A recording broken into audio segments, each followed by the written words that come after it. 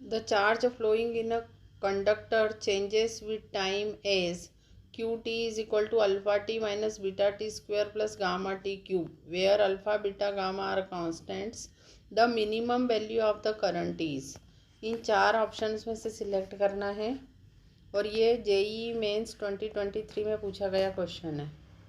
इस क्वेश्चन में चार्ज किस तरह से टाइम पे डिपेंडेंट है वो एक इक्वेशन दी हुई है और यहाँ पर इस इक्वेशन में Q T is equal to दिया है alpha T minus beta T square plus gamma T cube, जहाँ पर alpha beta gamma are constants ऐसा क्वेश्चन में दिया हुआ है। तो आपको ये बताना है कि करंट का वैल्यू मिनिमम कब होगा, मिनिमम करंट का वैल्यू आपको बताना है कब होगा। ठीक है, अब आपको पता है करंट इज इक्वल टू होता है D Q by D T, तो आपको ये जो क्यू की जो इक्वेशन दी है इसका डिफ्रेंसिएशन करना है ना, और आपको करंट मिनिमम निकालना है।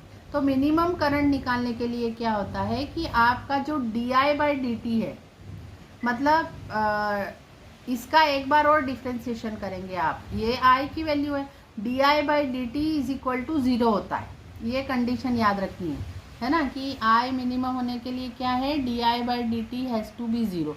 अब यहाँ पर आई की वैल्यू रख देंगे, आई की वैल्यू है D Q by D T, है ना। तो ये वाली कंडीशन है आपके करंट के मिनिमम होने के लिए, ठीक है।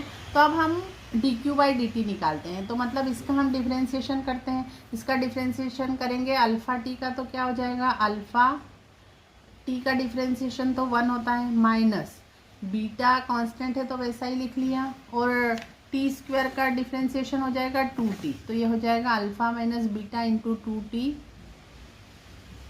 Plus gamma into T cube है, टी क्यूब का डिफ्रेंसिएशन हो जाएगा 3t स्क्वायर। ठीक है, तो ये आपका आया करंट। तो आपको अभी D I by D T को ज़ीरो रखना है, मतलब इसका फिर से एक बार और डिफ्रेंसिएशन करेंगे, इस इक्वेशन का एक बार और डिफ्रेंसिएशन करेंगे, तो डिफ्रेंसिएशन करेंगे तो D I by D T निकालेंगे, मतलब D I by D T, मतलब इस इक्वेशन का एक बार और with respect to T differentiation करेंगे। अब कांस्टेंट का डिफ्रेंसिएशन ज़ीरो होता है तो ये तो चला जाएगा, ज़ीरो हो जाएगा।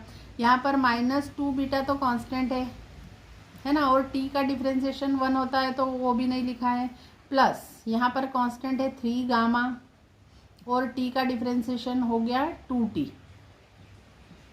और this should be equal to zero for current should be minimum, है ना। तो ये कंडीशन आ गई, तो ये कंडीशन आने के लिए आपका क्या हो गया, आप इसको 2 बीटा को उधर ले जाएंगे, तो 3 gamma into 2t is equal to 2 beta.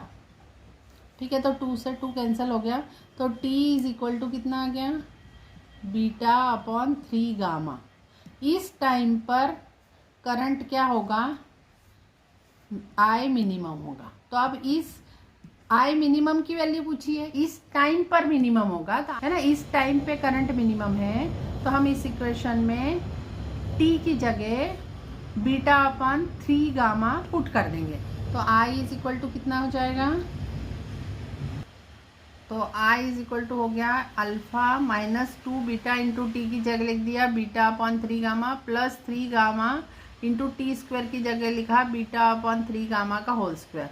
अब में आई इज इक्वल टू हो जाएगा alpha minus 2 beta square upon 3 gamma plus beta square upon 3 gamma. अब ये दोनों सब्ट्रैक्ट हो जाएंगे तो अंदर बचेगा only beta square upon 3 gamma, और ये अल्फ़ा ऐसा कैसा ही आ जाएगा, तो आंसर आ जाएगा 4th वाला ऑप्शन। ये भी जेईई मेंस 23 का क्वेश्चन है। As shown in the figure a network of resistors is connected to a battery of 24 volt with an internal resistance of 3 ohm. The current through the resistors R4 and R5 are I4 and I5 respectively. The values of I4 and I5 are, तो आपको ये value बतानी है I4 और I5 की। इस question में ये एक सर्किट दिया हुआ है, इस सर्किट में यहाँ पर ये जो डिफरेंट रेजिस्टेंसेस लगाए हैं R1 R2 R3 R4 R5 R6, इनकी वैल्यू दी हुई है, और ये साथ में इस तरह से एक बैटरी से कनेक्टेड है जिसका EMF 24 वोल्ट है और जिसका इंटरनल रेजिस्टेंस 3 ओम है। ठीक है, तो जब इंटरनल रेजिस्टेंस होता है तो वो भी बैटरी के साथ आपके सीरीज में लगता है, मतलब यहाँ पर एक वर्चुअली 3 ओम का रेजिस्टेंस लगा हुआ है। ठीक है, जो कि इन 2 ओम के साथ यहाँ सीरीज में आएगा। ये बात समझ में आनी चाहिए। ठीक है, और यहाँ पर अगर ये R4 और R5 में फ्लो होने वाला करंट I4 और I5 है तो आपको क्वेश्चन में I4 और I5 की वैल्यू पूछी। ठीक है, तो यहाँ से जो भी करंट फ्लो होगा I, वो यहाँ पर 2 ब्रांच में बटेगा, यहाँ पर फिर से सिंगल ब्रांच में हो जाएगा, I ही करंट फ्लो होगा, यहाँ पर भी I जाएगा और ये I ही इन 2 में डिवाइड होगा, I4 और I5 में। तो पहले हमारा काम है कि सबसे पहले हम इस करंट को निकालें कि ये पूरा टोटल I करंट कितना फ्लो हो रहा है वो निकाल लेते हैं। तो टोटल I करंट निकालने के लिए हमको इस सर्किट का टोटल रेजिस्टेंस पता होना चाहिए, है ना। तो यहाँ पर देखिए ये 2 ओम और ये 2 ओम दोनों पैरेलल में लगे हैं, तो 2 ओम का पैरेलल का अगर हम इफेक्टिव निकालते हैं तो वो हो जाएगा, सिर्फ इन दोनों के बीच का रेजिस्टेंस हो जाएगा 1/R is equal to 1/2 plus 1/2 मतलब 1 ओम। तो इन दोनों को हटाकर यहाँ पर 1 ओम लगा देंगे। 1 ओम के साथ ये 2 ओम सीरीज में है ना, और ये 2 ओम और ये 3 ओम भी सीरीज में है। अब हम इसका इन दोनों का पैरेलल निकालते हैं इन दोनों पॉइंट के बीच, तो वो कितना हो जाएगा, वो निकालने के लिए क्या हो जाएगा, यहाँ पर हम देखते हैं 1/R सिर्फ इन दोनों के बीच का 1/R is equal to 1/20 plus 1/5। तो यहाँ पर LCM 20 आ जाएगा, यहाँ पर आ जाएगा 1 + 4, मतलब R की वैल्यू क्या आ जाएगी 20/5 मीन्स 4 ओम, है ना। तो मतलब क्या हुआ कि इन दोनों को हटाकर हम यहाँ पर 4 ओम लगा दें, तो हमारा इन सब को हटाकर अगर सिंपल सा हम सर्किट बनाएं तो वो क्या हो जाएगा, ये पहला हमने देखा 1 ओम आया, दूसरा R3 तो 2 ओम है ही, ये 4 ओम हो गया, फिर R6 हमारा 2 ओम है, देखिए R6 2 ओम है और उसके साथ ये 3 ओम लगा हुआ है जो कि इंटरनल रेजिस्टेंस है। तो यहाँ पर आ जाएगा 2 ओम, ये 3 ओम इंटरनल रेजिस्टेंस वाला। तो यहाँ पर टोटल रेजिस्टेंस कितना हो गया सर्किट का, सारे सीरीज में है तो सबको जोड़ देंगे, कितना हो जाएगा ये, इन सब का एडिशन 3 + 3 6 और 6 + 6 12 ओम। तो V is equal to IR से यहाँ पर हम करंट निकाल लेंगे। तो यहाँ पर पोटेंशियल हो गया 24 इज इक्वल टू I × 12, तो I आपका हो गया 2 एम्पियर।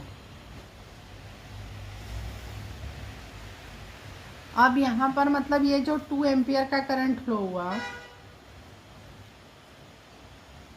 ये 2 एम्पियर का करंट यहाँ पर 2 ब्रांच में गए हैं, यहाँ पर फिर से मिल जाएगा 2 एम्पियर।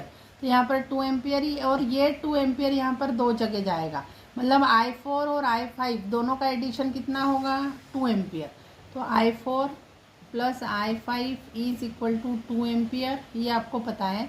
और साथ में क्या है कि ये देखिए इन दोनों पॉइंट का पोटेंशियल सेम होगा क्योंकि ये दोनों पैरेलल में कनेक्टेड है। तो यहाँ पर क्या हो जाएगा, potential is equal to V is equal to I × R means I4 × R4 is equal to I5 × R5, एक ये इक्वेशन आ जाएगी क्योंकि पोटेंशियल सेम है। तो क्या हो जाएगा I4 R4 is equal to I5 R5। अब हम R4 और R5 की वैल्यू रख देते हैं। R4 की वैल्यू 20 है, तो 20 I4 is equal to 5 I5, तो कैंसिल हो गया ये, तो कितना हो गया 4 I4 is equal to I5, है ना। तो I5 की जगह हम ऊपर वाली इक्वेशन में 4 I4 लिख देंगे, तो यहाँ पर 5 I4 आ जाएगा। यहाँ पर I5 की जगह आप 4 I4 लिख देंगे तो यहाँ पर कितना आ जाएगा, यहाँ पे वैल्यू पुट करेंगे इसमें तो क्या हो जाएगा, ये 5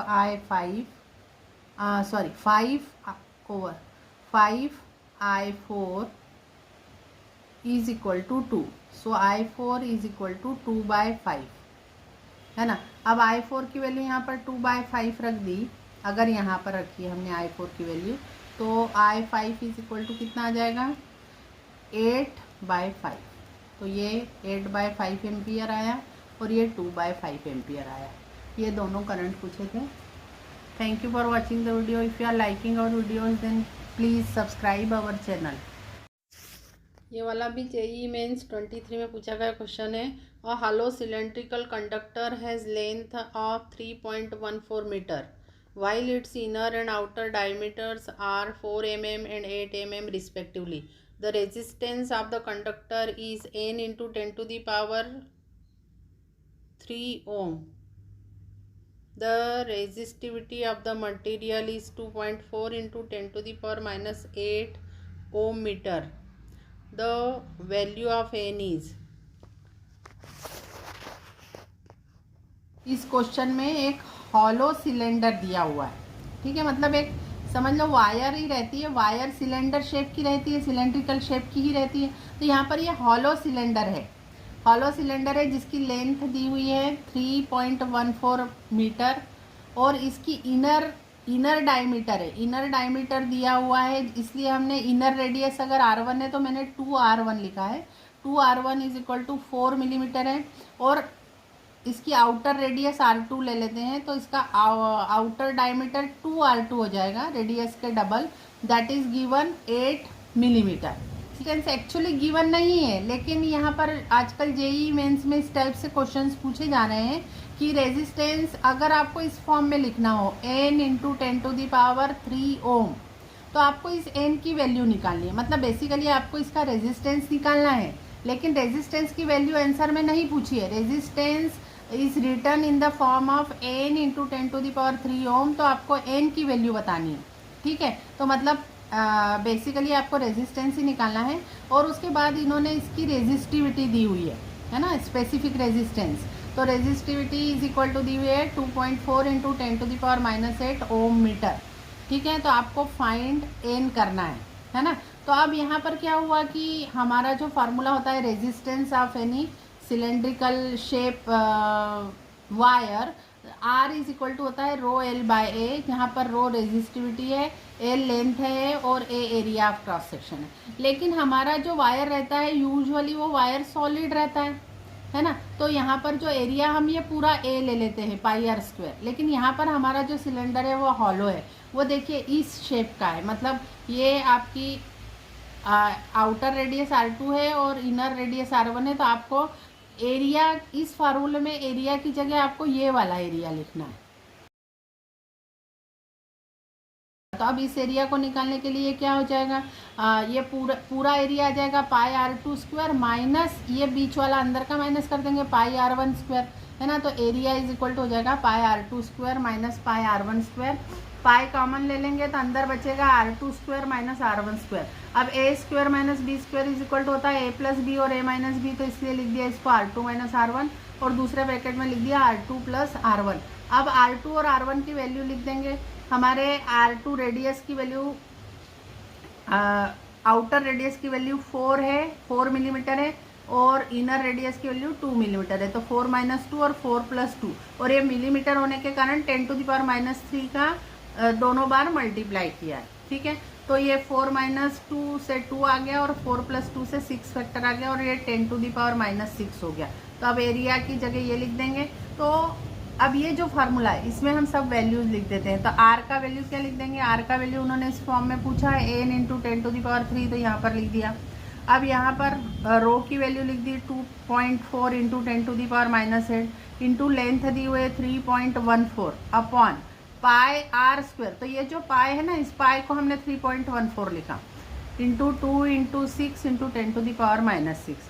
अब ये 3.14 से 3.14 कैंसिल हो गया, ठीक है। यहाँ पर ये 2.4 का ये जो डेसिमल है ये हटाएंगे तो यहाँ पर 1/10 आ जाएगा और ये 6 2 ज़ा 12 और ये 24 से कैंसिल हो जाएगा तो यहाँ पर 2 आ जाएगा, है ना। तो ये हो जाएगा, इसको कैंसिल करेंगे 10 टू दी पावर माइनस 6 से, यहाँ पर 10 to the power minus 6 cancel हो जाएगी और यहाँ पर 10 टू दी पावर माइनस 2 बच जाएगी। यहाँ पे ना आर की value n into 10 to the power minus 3 दी हुई है क्वेश्चन में, तो यहाँ पर -3 आ जाएगा, यहाँ पर भी -3 आ जाएगा, ठीक है। तो अब हम r की वैल्यू, यहाँ पर ये सारी वैल्यूज रख दी हमने, r की वैल्यू रख दी n into 10 to the power minus 3, है ना, और इज इक्वल टू ये सारी वैल्यू और ये सब हमने कर दिया। ये यहाँ पर जो थोड़ा मिस्टेक हो गया था 10 टू दी पावर माइनस 3। तो अब यहाँ पर ये इसको सॉल्व करेंगे तो ये 2 आ जाएगा, 2 इंटू यहाँ पर ये 10⁻⁻², तो ये इससे कैंसिल होने के बाद आएगा, और ये 1/10 है, ये भी ऊपर जाएगा तो 10⁻³ आ जाएगा। तो n की वैल्यू आपकी आ गई 2।